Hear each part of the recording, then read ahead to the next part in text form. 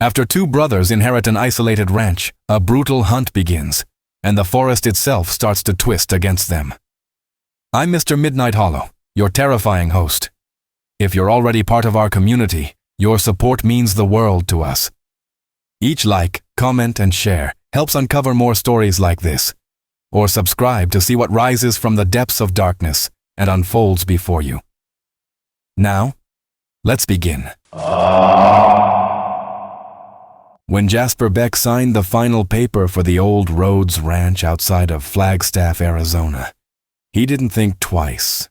50 acres of land, most of it covered in pine forest, with a decrepit house that hadn't seen human life in over 20 years, all for the price of a used pickup truck. His younger brother, Nolan, had doubts, but Jasper, freshly divorced and desperate to escape the noise of Phoenix, saw a new beginning. They arrived in late October, when the air in northern Arizona turned dry and sharp.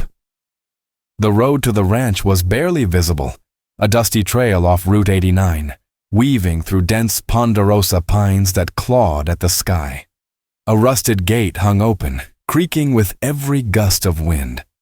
The house beyond looked like it had been swallowed by the woods.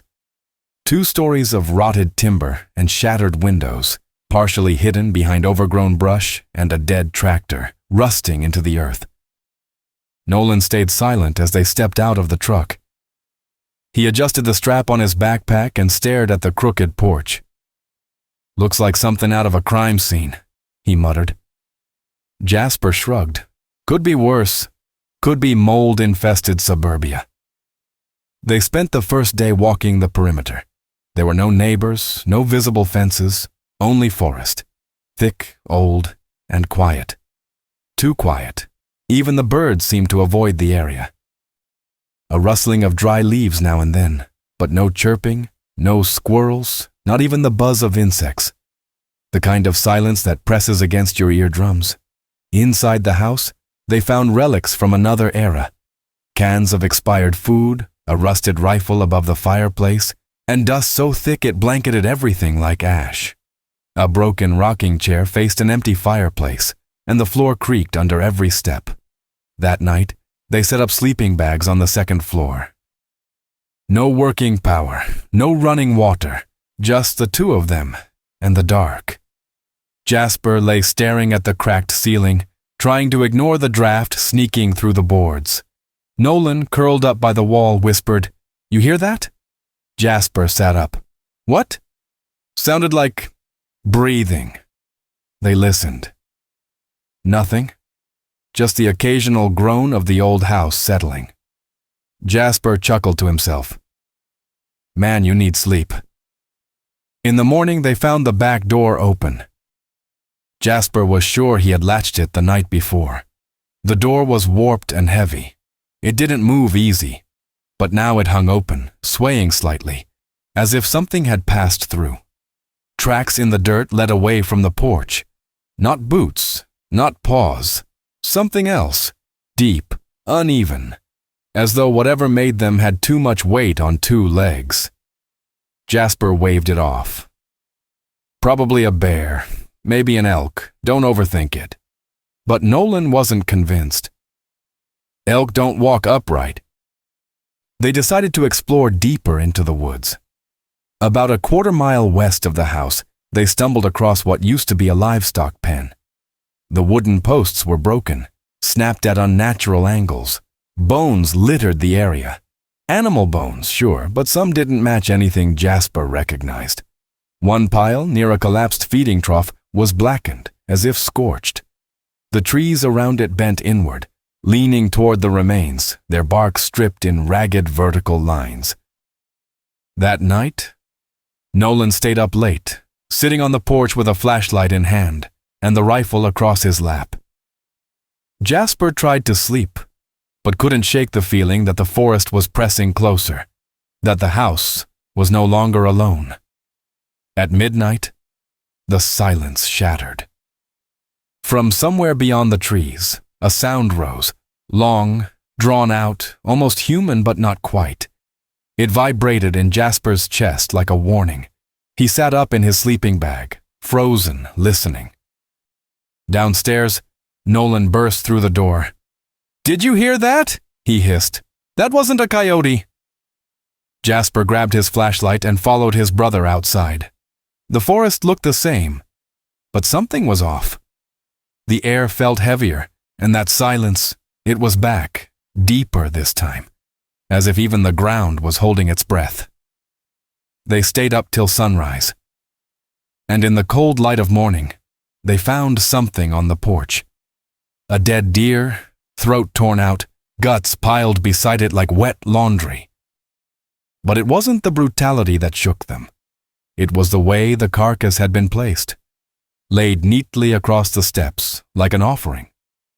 No tracks led to it, no blood trail, just the body, and a foul stench that clung to their clothes long after they buried the remains. That night, Nolan packed his bag. "I'm not staying here, Jas," he said.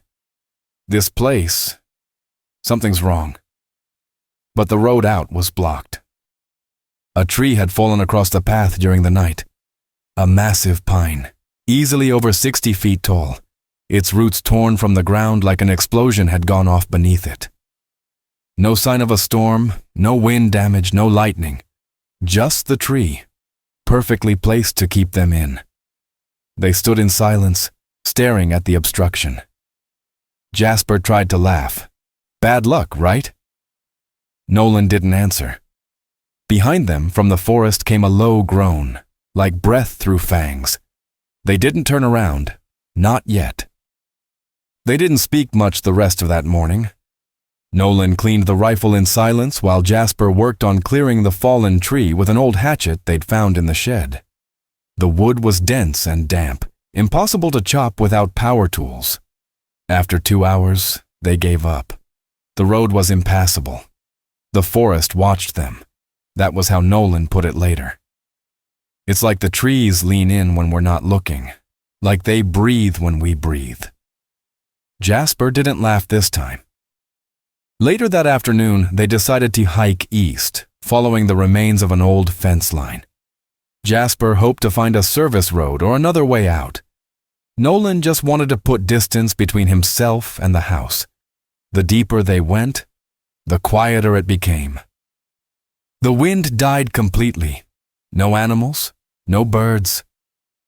Even the crunch of dry leaves underfoot sounded dampened, like something muffled their steps.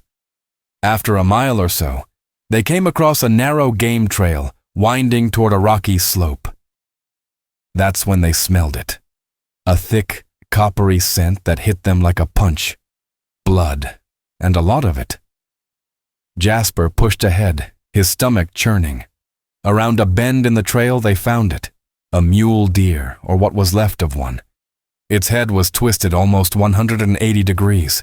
The torso had been opened, ribs split apart like broken wings. Entrails were strung along a nearby branch, draped like decorations.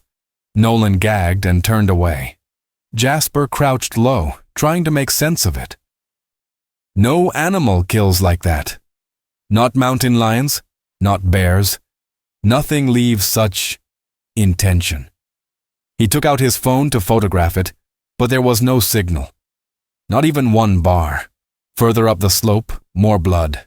Drops, then pools, then smears across tree bark. At the top of the rise, they found something worse. A campsite, 2 tents, both torn to shreds. Backpacks scattered. A portable stove knocked over. 1 boot. No people. But the blood was fresh. Jasper knelt near a torn sleeping bag. His hand hovered over a dark smear in the dirt. "They didn't just get attacked," he whispered. "They were dragged." Nolan stood rigid, scanning the trees. "We need to get back, now." They turned to leave, and froze. On the other side of the slope, just within the tree line, stood a figure. Tall. Too tall, covered in matted fur. Its arms hung low, unnaturally long, fingers tipped in something sharp. It didn't move. It just stood there, head tilted slightly, watching. Nolan raised the rifle, but Jasper pushed it down. "Don't! Not unless it moves!" The figure didn't blink, didn't breathe, and then, as suddenly as it had appeared, it stepped backward into the shadow and vanished. Not ran, not fled, stepped. They bolted, running down the trail, slipping on loose rock and fallen branches. It felt like the forest was tightening around them, every tree trunk suddenly closer, every branch clawing at their arms. They didn't stop until the house came into view, bathed in the orange of the setting sun. That night, they boarded the windows with whatever they could find: planks, old furniture, broken doors. Jasper found a crowbar in the garage and used it to reinforce the back door. Nolan cleaned and loaded the rifle again, this time with shaking hands. "What the hell was that?" he finally asked, his voice barely above a whisper. "Did you see its eyes?" Jasper nodded slowly. "Yeah, like mirrors. Like wet glass. They took shifts sleeping, or pretending to." Jasper lay on the couch with the crowbar beside him, eyes locked on the boarded window. Nolan paced the upstairs hallway, rifle in hand. At 2:46 a.m., Jasper heard something. Footsteps on the porch. Slow, deliberate. Not heavy enough for boots, not light enough for paws. Something in between. He stood, motionless, barely breathing, and pressed his ear to the wall. The steps moved from window to window, circling the house. And then they stopped. A low creak from upstairs. He rushed up the stairs, 2 at a time, just in time to see Nolan frozen in the hallway, rifle aimed at the door to the guest room. The handle was turning, slowly, back and forth. Something was trying to open it from the outside, but the hallway was empty. Jasper whispered, "What the hell?" The handle stopped moving. Then, nothing. They didn't sleep the rest of the night. In the morning, they checked the perimeter. Claw marks, deep ones, scored into the doorframe of the guest room, the kind you couldn't fake with a tool. Wood peeled back like skin, but there were no footprints, no blood, no sign of entry, just the marks, and that stench again. They argued that morning. Nolan wanted to walk to the highway, 12 miles west. Jasper said they'd get lost. The woods were shifting, unnatural. The compass on his phone had started spinning. Nolan snapped. "So what? We wait around for that thing to drag us off in our sleep. You saw what it did to those campers." "We don't know it was the same." "It's the same, Jasper. It's hunting. This is a feeding ground, and we're the next course." Jasper didn't respond. He couldn't, because Nolan was right. That evening, Jasper went through the attic, looking for anything useful. He found a box of maps, old journals, and a locked crate with a carved symbol on top. Something circular, with jagged lines radiating outward. A warning? A seal? He pried it open. Inside, wrapped in a faded cloth, was a jawbone. Too large to be human, too sharp to be animal. And tucked beneath it, a torn photograph. 2 men, one of them clearly a Rhodes, the original owner. Both smiling, arms around each other. Behind them, barely visible in the tree line, a third figure, watching. Not a shadow, not a trick of the light. Eyes, reflecting light like polished stone. Jasper dropped the photo. His hand was shaking. Something about that jawbone. It felt warm. And upstairs, Nolan screamed. Jasper dropped the jawbone and sprinted up the stairs so fast his vision blurred. Nolan's scream echoed through the hallway, raw and panicked.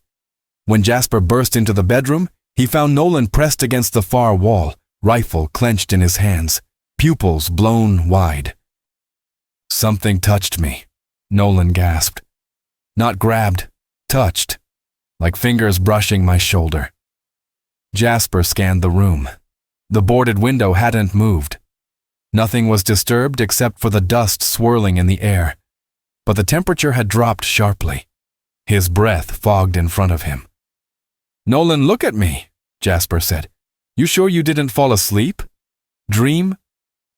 "That thing was standing right next to me," Nolan snapped. "It whispered something." "I swear to God, Jasper, I felt its breath on my neck." Jasper's stomach tightened. He didn't want to believe it, but Nolan wasn't the type to hallucinate. He stepped closer to the bed and noticed something on the pillow, a single strand of black fur, long, coarse, wet. He picked it up with shaking fingers and held it to the light. There was no confusion. No animal in Arizona had fur like this. Not bear, not wolf, not anything natural. Nolan whispered, "It's inside, Jas. It got in." No. They moved downstairs, locking every interior door behind them. Jasper laid out their supplies on the kitchen table. 2 flashlights, the rifle, a crowbar, a knife, canned food, a half-charged power bank, and the map he'd found in the attic. Nolan stared at the crate Jasper had brought down. "What's that symbol?"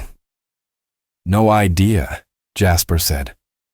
"Looks like something old. Maybe tribal. Maybe Rhodes was into some weird crap." "You think he knew about this thing?" Jasper didn't answer, because he did think that. And that scared him more than the creature itself. The sun was already dipping behind the trees. Long shadows stretched through every window, creeping across the floor like liquid darkness. Nolan checked the rifle again. "We're leaving at first light." Jasper nodded but didn't argue. He felt the same. They couldn't survive another night inside that house. When night finally fell, the house seemed to inhale. The walls popped. The stairs creaked without footsteps. The air thickened with the same sour smell from the forest. They took shifts again. Jasper sat awake in the living room, flashlight pointed at the front door, crowbar across his lap. Nolan lay on the couch with the rifle resting against his chest. Hours crawled by. At 1:17 a.m., Jasper heard a thud on the roof. Then another. He aimed the flashlight upward, waiting. The entire house vibrated as something heavy walked overhead. Slowly, deliberately. Boards flexed under its weight. Nolan jolted awake. "It's on the roof." "Stay quiet," Jasper whispered. The steps stopped directly above them. Something scraped the shingles. Then silence. Nolan pointed the rifle at the ceiling. "If it breaks through?" A low vibration rolled through the house, like a growl from inside the walls. Jasper gritted his teeth. "It's testing us!" The vibration grew louder. Then footsteps moved toward the back half of the roof. Jasper ran to the kitchen, flashlight aimed upward. The sound stopped. The back porch door slammed open. Nolan cursed and swung around, rifle raised. Jasper sprinted toward the rear hallway. Cold air rushed through the open doorway. The night outside was black, pitch-like, swallowing the faint glow of their flashlights. Jasper reached the door and froze. Standing just beyond the threshold, half hidden by the dark, was a shape.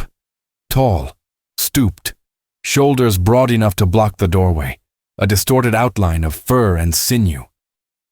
Its head tilted in a slow, unnatural motion, as if studying him.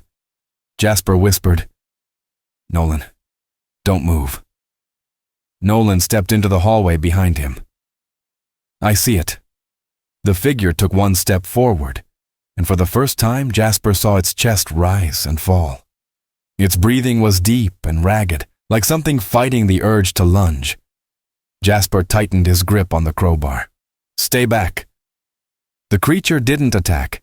Instead, it bent slightly, as if sniffing the air. When it lifted its head again, Jasper caught a glimpse of its eyes. Reflective, wet-looking, empty of anything human. Nolan's voice shook. "Shoot it?" "No." "Why the hell not?" "Because I think that's what it wants." The creature twitched at the sound of their voices. Then, without warning, it darted backward into the forest. No sound, no shifting leaves. Just gone. Nolan exhaled shakily. It's playing with us. They barricaded the door and returned to the living room. Neither sat. Neither spoke. They stood guard in silence, every muscle tense. At 3:02 a.m., a sharp crash erupted from the upstairs hallway. Jasper sprinted to the stairs, heart pounding. Nolan followed. At the top of the stairwell, the boards had been ripped from one of the windows, shredded, not pried. Cold wind rushed through the opening. In the middle of the hallway, carpet lay a smear of fresh blood. Not theirs. Jasper knelt beside it. Something's injured. Nolan kept the rifle trained on the dark doorway ahead. Or it wants us to think it is. Jasper swallowed hard. Either way, this isn't random. It's doing this for a reason. What reason? Jasper didn't know. But the more he thought about the jawbone, the photo, the boarded window, the strange symbol, the more he felt this ranch was part of something bigger, something older. Before he could answer, they heard another noise, something dragging across wood. Not from upstairs. From the basement door at the end of the hall. Slow, long, heavy. Jasper whispered, "It got underneath us." Nolan shook his head. "We don't have a basement." The dragging stopped just behind the basement door. A shadow moved under the gap, long, thin, bending in a way no limb should. Nolan lifted the rifle. "If it comes through..." The door handle twitched, not violently, just once, a single deliberate attempt to open it. Jasper stepped closer, heart thundering. "On 3, we run. Down the stairs, out the front, into the truck. We don't look back." Nolan nodded, breathing fast. But before they could move, the basement door slowly began to bulge outward, wood bending as though something inside pushed against it. And then, from the other side of the wood, came a soft sound. A voice. Human. Whispering Jasper's name. Jasper froze at the sound of his own name whispered through the basement door. The voice was faint, trembling, almost human. Nolan's face drained of color. He kept the rifle steady, but Jasper could see the uncertainty in his hands. "That sounded like..." Nolan whispered. "No," Jasper cut in. "It's not him. It's mimicking." "But what if..." "It's not him," Jasper repeated firmly. "It wants us to open the door." The handle twitched again, this time accompanied by a soft scrape against the wood. Something pressed harder from the other side, causing the door to bend inward. Jasper grabbed Nolan's arm and pulled him back toward the stairs. "We're leaving." Now, they ran. Down the stairs, through the living room, to the front door. Jasper ripped away the last board blocking it and shoved the heavy frame open. The night air hit them like a slap. The forest was pitch black, suffocating in its stillness. They sprinted toward the truck parked under the pines. Nolan threw himself into the passenger seat while Jasper slid behind the wheel, jamming the keys into the ignition. The engine coughed, sputtered, then died. "Come on," Jasper hissed, twisting the key again. The engine struggled, turning but refusing to catch. Nolan leaned forward, panic rising. "Try it again!" Jasper did. And the moment the engine finally roared to life, a violent thud shook the truck from behind. The chassis jolted. Jasper slammed his foot on the gas. The tires spun on the soft earth, kicking up dirt. A second impact hit the tailgate, harder this time, as if something massive had slammed into it. Nolan shouted, "Go!" The truck lurched forward, finally gaining traction. Branches slapped the sides as Jasper tore down the narrow dirt trail. In the rearview mirror, something moved between the trees, fast, pale against the darkness, keeping pace with them effortlessly. Jasper pushed the accelerator to the floor. The truck bounced violently over roots and stones, nearly fishtailing on the uneven ground. The headlights illuminated the fallen pine blocking the road. Jasper swerved left, the truck skidding sideways. The vehicle slammed into a smaller tree, stopping with a violent jolt. Nolan's head hit the window. Jasper grabbed him by the shoulder. "You good?" Nolan nodded weakly, rubbing his forehead. "We can't go that way." They scrambled out of the truck, stumbling back toward the forest. Somewhere behind them, branches snapped, rhythmic, approaching. Nolan clutched the rifle. Jasper took the crowbar. They ducked into the trees, moving fast and low, following a faint trail illuminated by moonlight. The night pressed against their skin. No wind, no crickets, only their breaths and the crackle of leaves beneath their boots. After 10 minutes of running, they reached a clearing. An old corral, long abandoned, overgrown with weeds. Broken wooden beams stuck out at odd angles. The air was thick with the scent of rot and old blood. Nolan pointed ahead. "Look." On the far side of the clearing stood a figure. A man, barefoot, shirt torn, covered in dirt. Jasper felt his chest tighten. "Nolan, it's me," the figure whispered hoarsely. It was Nolan, or something that looked like him, but the real Nolan stood right beside Jasper, breathing hard, rifle shaking in his hands. The figure in the clearing stepped forward. In the moonlight, his face came into view. Same jawline, same dark eyes, same scar near the right brow. But his skin was stretched too tight. His movements were too smooth, and his eyes, they reflected light like an animal's. Jasper's voice cracked. "Stay back." The thing smiled. Nolan raised the rifle. "Don't shoot," Jasper hissed. "It wants you to." The creature tilted its head, still smiling, then pointed one long, thin finger toward the woods behind Jasper. Both brothers turned slowly. Something enormous slipped between the trees. A shadow, hunched, breathing hard. Fur glistened in the moonlight. Its limbs were too long, its chest too broad, its posture twisted. The air around it seemed to vibrate. It moved closer. Nolan whispered, "That's the real one." The imitation. Nolan let out a slow exhale, as if satisfied with their realization. Then, it stepped backward into the dark and vanished, dissolving into the trees like mist. The creature emerging from the woods wasn't subtle. It wanted them to see. It wanted them to feel its presence. The thing paused at the edge of the clearing. Its arms hung down to its knees, ending in hooked claws. Its head tilted slightly, nostrils flaring as it took in their scent. Its eyes were the worst part, reflective, liquid, void of reason. Jasper grabbed Nolan's arm. "Run!" They bolted across the clearing. Behind them, the creature lunged. They didn't dare turn around, but they heard branches snapping, wood splintering under its weight. They tore through the brush, ducking under fallen logs, stumbling over rocks. Nolan gasped, "It's right behind us! Keep going!" They broke through the trees and found themselves on a narrow ledge overlooking a dry ravine 20 feet below.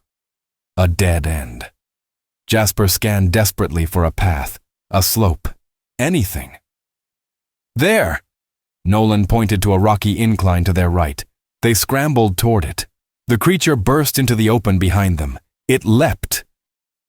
Claws slashed through the air, grazing Jasper's arm.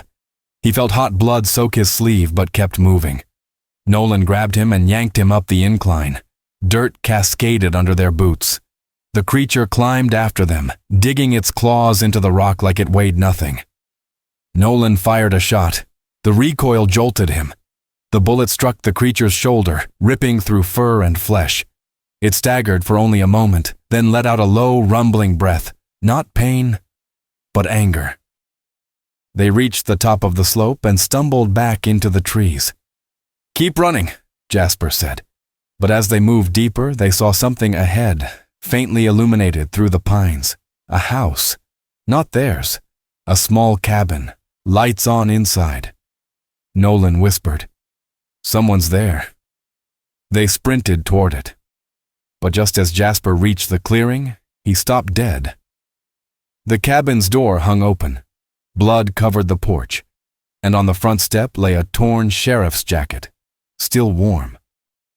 Behind them, the creature stepped into the clearing. Jasper didn't hesitate.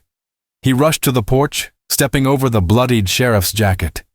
Inside the cabin, a single lantern burned, casting trembling shadows across the wooden walls. The room was small. One table, a chair, a cot, and wrecked.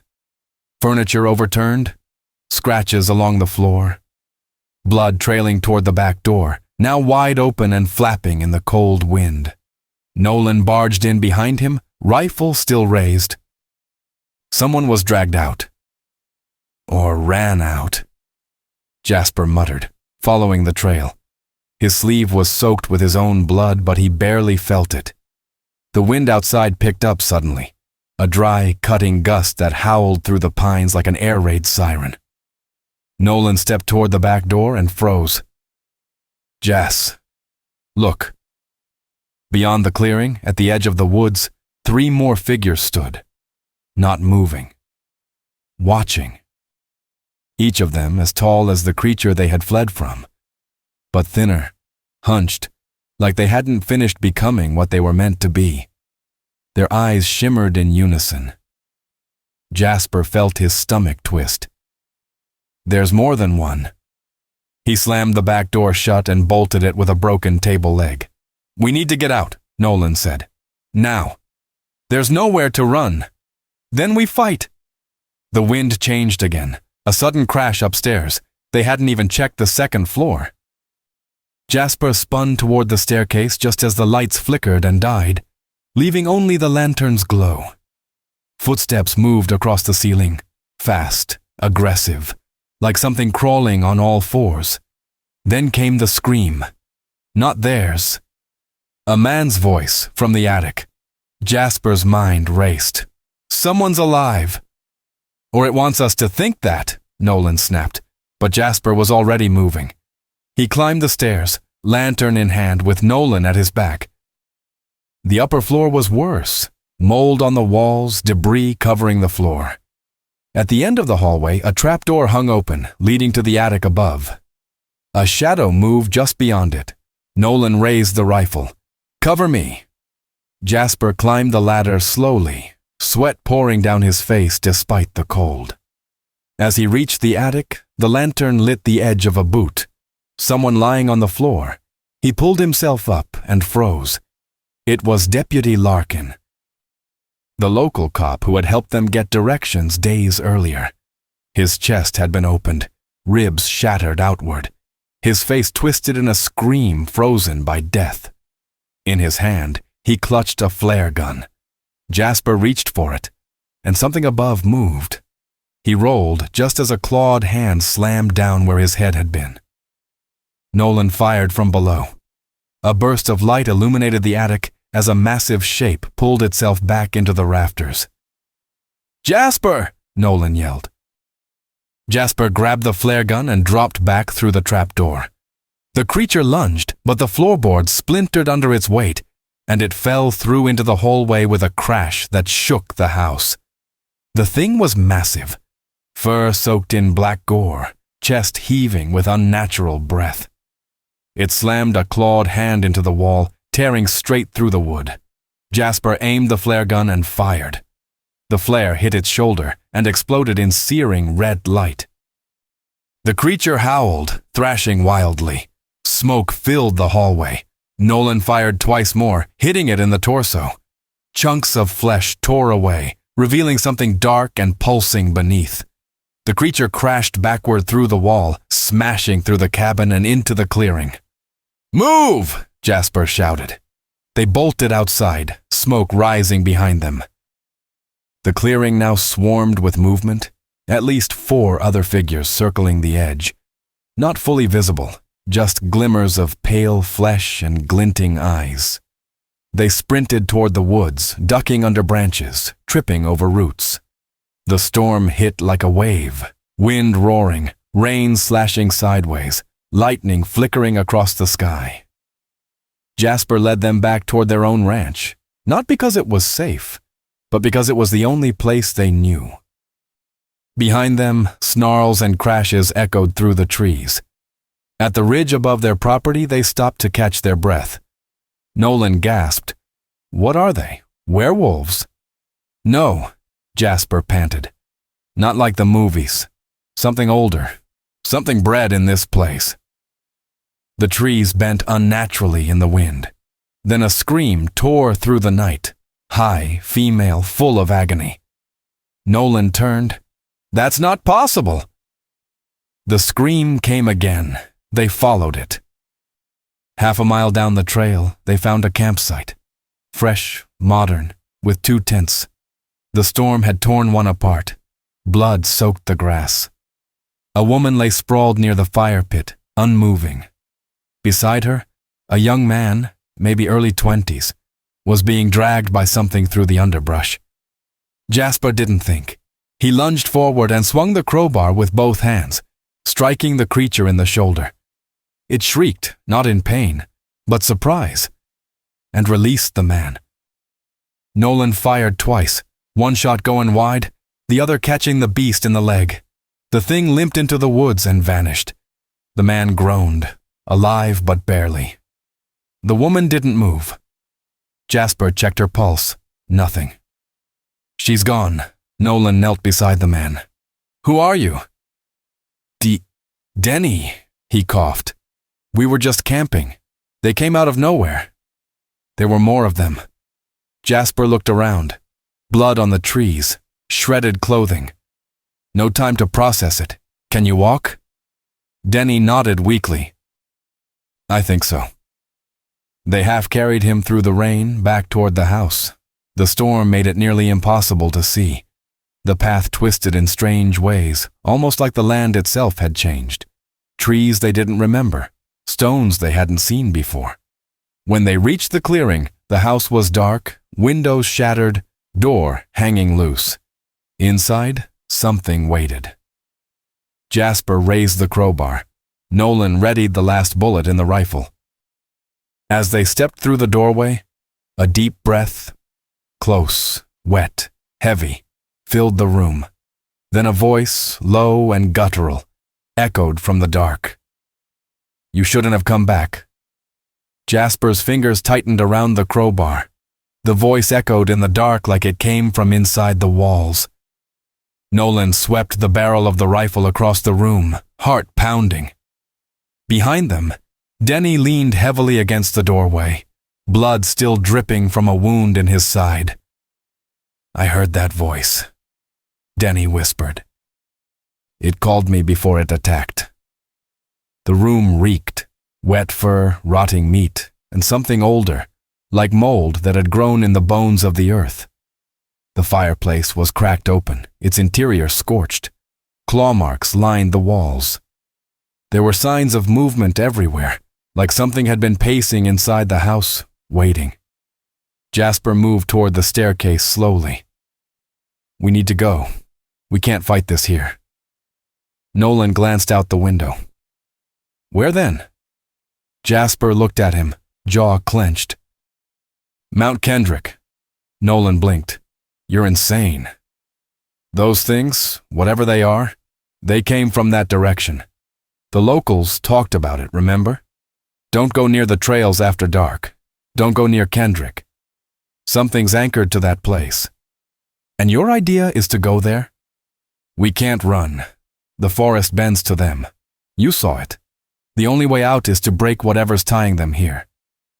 Denny groaned behind them. "My uncle. He used to say Kendrick was cursed, Navajo land, sacred once. Then miners came.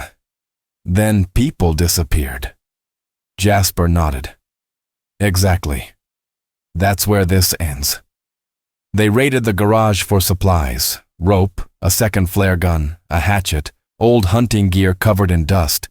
Jasper packed what he could into a backpack. Nolan patched Denny's wound as best as possible, wrapping it tight with cloth. Before they left, Jasper retrieved the jawbone from the crate and wrapped it in cloth again. He didn't know why, just that it felt important. By sunrise, they were already on the trail. The air was thick with mist, the sky low and gray. No birds, no wind, only silence that pulsed in their ears. The hike to Kendrick took hours. Denny slowed them down, but Jasper pushed forward. The deeper they went, the more the forest felt unnatural. Trees bent at wrong angles, roots exposed like veins. The trail was littered with bones, deer, coyotes, smaller things, all torn apart. By noon, they reached a ridge overlooking a steep valley. Below, nestled between twisted pines, was an ancient stone structure, half collapsed, covered in moss and soot. A ruin, long forgotten, but unmistakably sacred. Denny stopped, eyes wide. That wasn't on any map. Jasper exhaled. That's the place. They climbed down carefully, weapons ready. The ruin was circular, maybe 30 feet wide, surrounded by cracked totems and stone slabs with faded carvings. The air grew colder the closer they got. Nolan stepped through the stone archway at the center. This feels wrong. Suddenly, a sound ripped through the silence. A howl. Not distant, nearby, furious, commanding. Then movement. From the trees surrounding the ruin, shapes emerged. Tall, distorted, hunched figures. Not fully beasts, not fully men. Limbs too long, skin stretched, eyes glowing like dying stars. 5 of them. Jasper pulled the flare gun. Back into the circle now! They formed a triangle inside the stone ring. The creatures stalked the perimeter, testing the boundary. One stepped forward, its torso covered in black fur, face partially human, partially snout. Its mouth opened in a twisted smile. "You brought the bone," it said. The voice didn't match the mouth. It came from the air around them, as if the forest spoke. Jasper raised the flare gun. "What is this?" "You stand where it began," the voice replied. "Where the deal was made, where the blood was first taken." Jasper's pulse thundered. "What deal?" The creature tilted its head. "A trade, man for strength, flesh for control. The one you call Rhodes. He fed us." Nolan growled. "He created you." "No," the voice corrected. "We were already here. He opened the door. And now, you are the offering." The 5 creatures surged forward. Jasper fired the flare gun straight into the lead beast. It exploded in flame, shrieking as fur ignited. Nolan opened fire with the rifle, hitting a second in the knee. Denny, weak but determined, swung the hatchet at another that got too close. Chaos erupted. The creatures were fast, faster than they should be. One slammed into Jasper, knocking him off his feet. He rolled and struck with the crowbar, breaking bone. Nolan took a claw to the ribs but kept shooting, gritting through the pain. The wounded beast stumbled into the center of the circle and stopped. It screamed, convulsed, then dropped. Smoke poured from its mouth as if the ground itself had burned it alive. Jasper's eyes widened. "The circle's protected?" He shouted, "Keep them out of the ring!" But one creature, the largest, black as tar, with eyes like molten silver, stepped calmly through the archway. No smoke, no pain. It walked into the circle like it belonged. The others stopped. It looked at Jasper and smiled. "I was first," it said. "I remember the feel of human skin, the taste of blood." "Your brother?" He tasted like memory. Jasper's rage exploded. He lunged, swinging the crowbar with everything he had. The creature caught it mid-air, bent the metal like wire, and threw him across the ruin. Jasper crashed into a totem, ribs cracking. Nolan screamed. and fired his last shot. The bullet hit the beast square in the forehead. It didn't even flinch. It stepped over Jasper and knelt beside him. "You carry the bone," it said, reaching for his pack. "The relic that binds us. Give it! Or become like him." From the tree line, another figure stepped into view. Familiar. Broken. It was Nolan. Another Nolan. Covered in scars, mouth hanging open, eyes vacant but glowing. The real Nolan stood behind the creature, shaking his head. "That's not me." Jasper pulled the bone from his pack and looked into the creature's eyes. Then he smiled and snapped it in half. The moment Jasper snapped the bone, the air inside the ruin shifted, as if the forest itself gasped. The creature looming over him reeled backward, howling. Its voice now real, guttural, no longer speaking with the calm of a demon, but the agony of something ancient being torn open.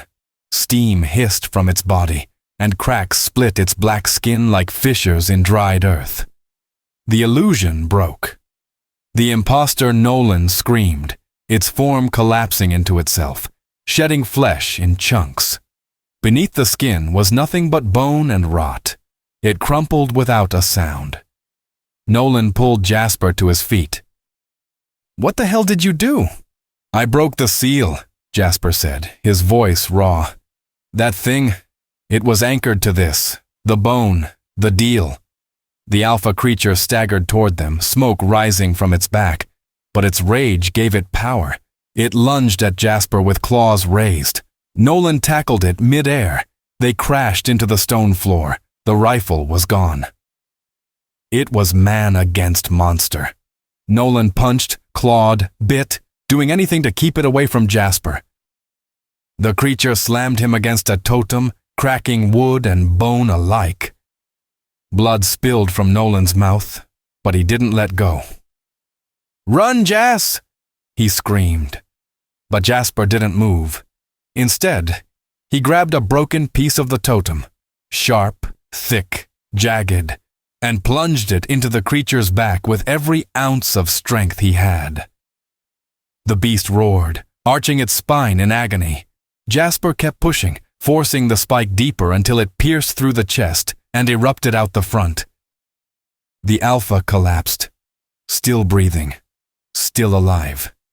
Its eyes locked onto Jasper's, not with hate, but with something else, something almost pleading. It tried to speak, but another scream shattered the silence. One of the remaining beasts leapt over the ruin wall and landed inside the circle. Its skin immediately blistered and began to blacken, but it didn't stop. It attacked Denny, who had collapsed near the edge. Jasper ran. He tackled the beast before it could rip Denny apart. The thing's claws tore across Jasper's back, but he didn't stop. He grabbed a rock and smashed it against the creature's head again and again until its skull caved. Jasper stood, breathing hard, covered in blood. Only 2 creatures remained outside the circle. They howled in fury but didn't dare enter. Their master, the alpha, lay dying. Then, a sound filled the ruin. A heartbeat. Slow, rhythmic, pulsing through the ground. The alpha's body began to twitch. Its muscles convulsed, bones snapping, skin splitting.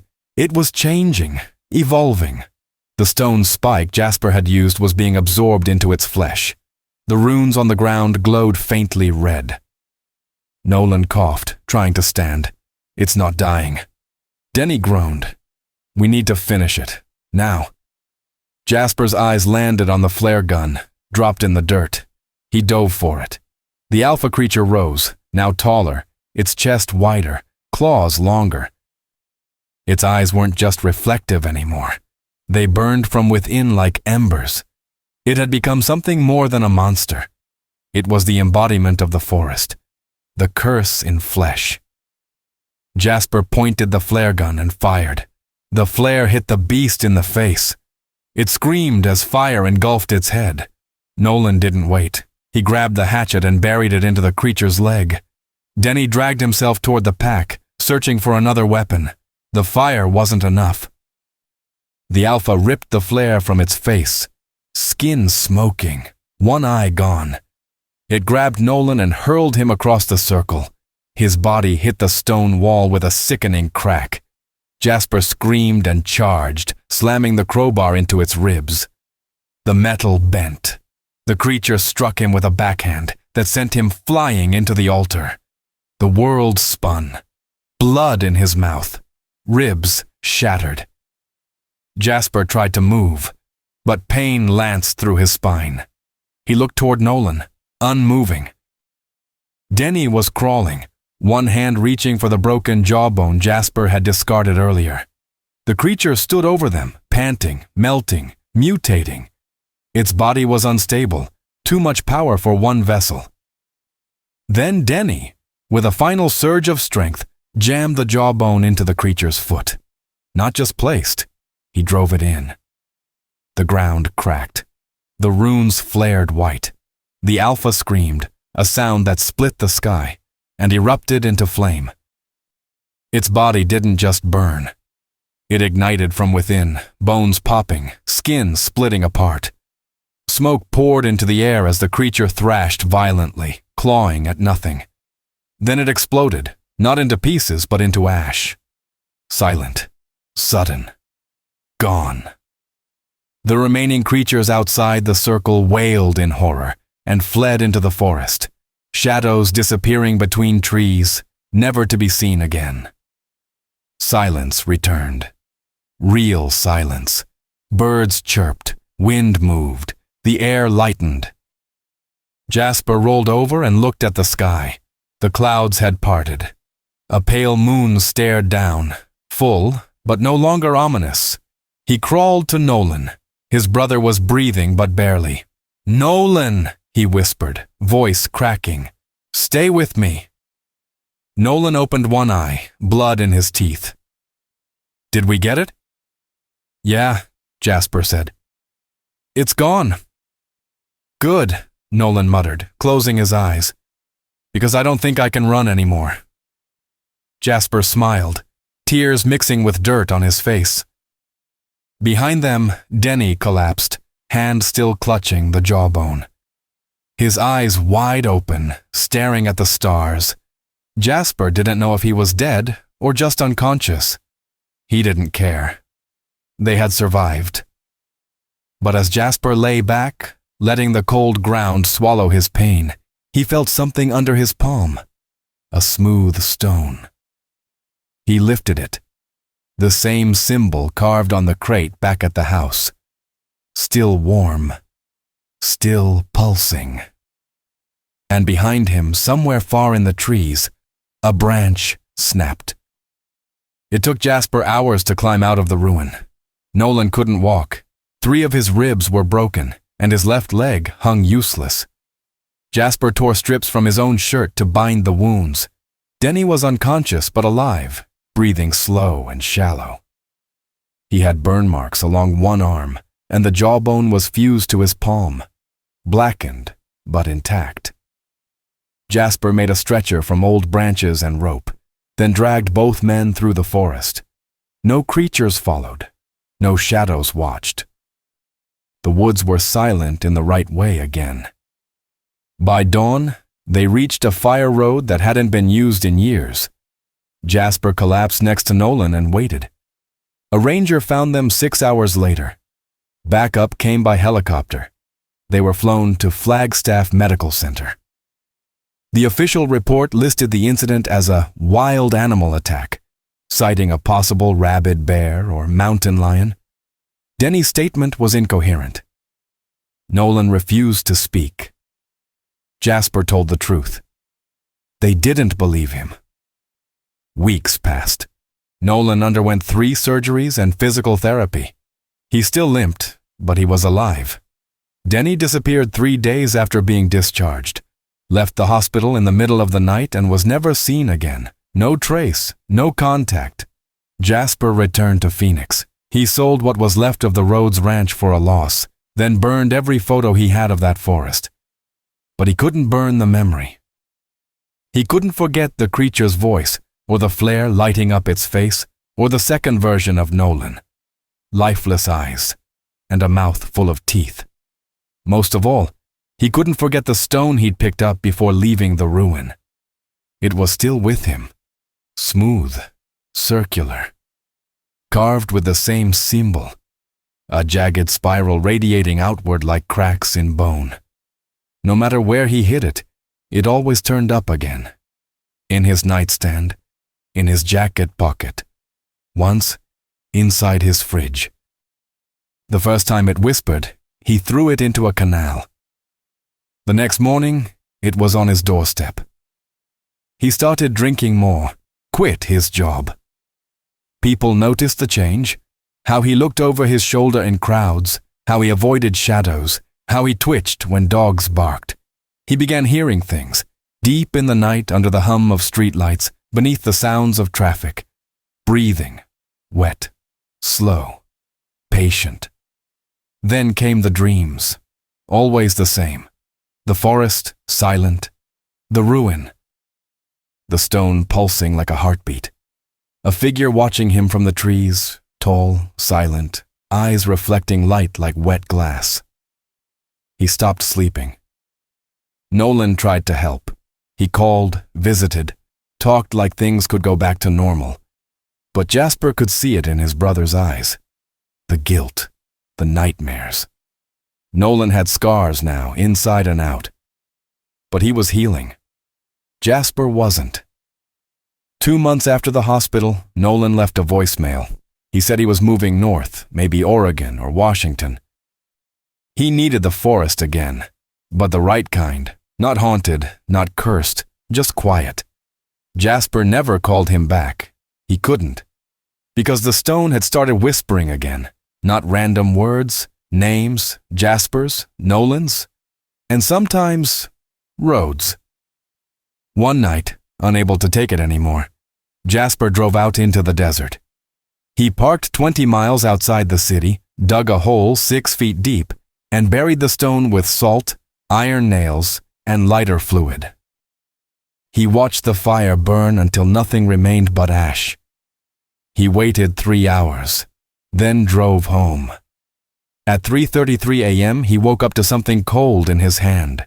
The stone, still warm, still pulsing. That's when he realized. He hadn't just carried it out of the forest, it had chosen him. He started researching again, tribal stories, old folklore, obscure Navajo curses. The name Rhodes came up once, tied to a mining company that had cleared a section of Kendrick's forest illegally in the 1950s.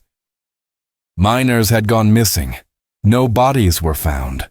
Locals reported hearing howls at night, but the operation was buried. The land sold off, and Rhodes built his ranch on top of the ashes. Jasper found a single line in a university archive, recorded from an elder years before. The mountain takes what it's owed. When the door is opened, blood must pay. Jasper didn't open the door, but he walked through it. The week before Halloween, strange reports began surfacing near Flagstaff, pets vanishing. Tracks in the woods, not paw prints, not boot prints, but something in between. One camper claimed to see a man running through the trees on all fours. His skin was covered in black fur, his mouth too wide, his eyes mirrored. The authorities dismissed it. Jasper didn't. He packed a bag, took the stone, and drove north. He didn't tell Nolan, didn't leave a note. He found a cabin near the old fire road and waited. Each night the air grew colder. Each night the whispers grew louder. By the 7th night, the moon was full. He sat by the fireplace, stone in hand, and he listened. The door creaked open slowly, and Jasper didn't flinch. Outside, the forest was still. Then, a shape stepped through the doorway. Not a beast, not a man, something in between. It stopped just inside the threshold. Its eyes were familiar. Nolan. Or what remained of him. Not the one who had stayed in the hospital bed. The other one. The echo. Jasper stood slowly, the stone clutched in his fist. "I came back," he said. The thing didn't answer. Didn't need to. Because now Jasper understood. The cycle hadn't ended. It had only changed hands. And now it was his turn. The last thing he saw before the world went dark was his brother's reflection in mirrored eyes, smiling. Jasper's descent into Flagstaff's cursed wilderness is a brutal reminder that some evils don't die. They wait. The forest may seem silent now, but the blood it claimed still calls out. And the next cycle has already begun. Like this video. If you felt every breath of terror crawling through those woods, tell us in the comments. What would you have done differently to survive? And share this story with someone who still thinks monsters are just fiction. Let them see what hunts in the pines. Finally, if you're bold enough to walk with us through the shadows, subscribe to Mr. Midnight Horror and turn on notifications, because when the darkness returns, you won't want to face it alone.